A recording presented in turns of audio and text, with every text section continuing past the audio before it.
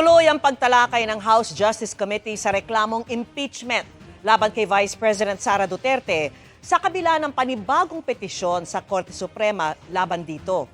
Yan po ay hanggang walang temporary restraining order ang Korte. Nakatutok si Tina Pangiliban Perez. Hanggang walang ipinalalabas na temporary restraining order ang Supreme Court, tuloy lang ang House Committee on Justice sa hearing nito sa impeachment complaint laban kay Vice President Sara Duterte.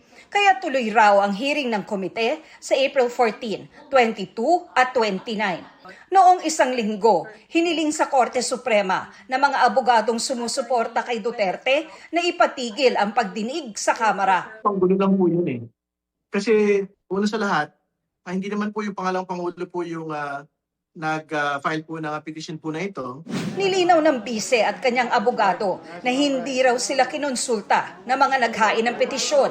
Ako personally, hindi ako na-konsulta. No? Wala kaming naging pag-uusap ukol dito. Kami ba magpa-file ng SC petition, hindi ba? And I always say that's a real possibility. Pero duda rito si Justice Committee member, Representative Terry Ridon. Magkakasama ho sila nung pong ilan sa mga petitioners sa entablado doon po sa araw ng Davao. No?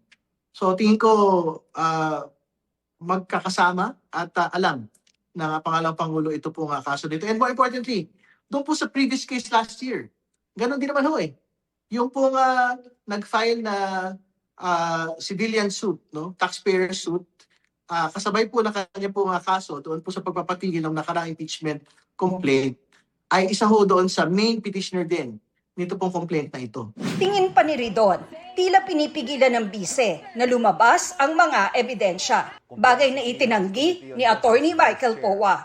We're not trying to suppress anything here. We're saying there's a proper time for everything, proper forum for everything. So we're not delaying anything. Wala po, kasi sa totoo lang, kung ito ay maakyat sa Senado, lalabas din naman yung mga yan. Hamon ng abogado ng bise. We have no problems kung iaakyat na nila.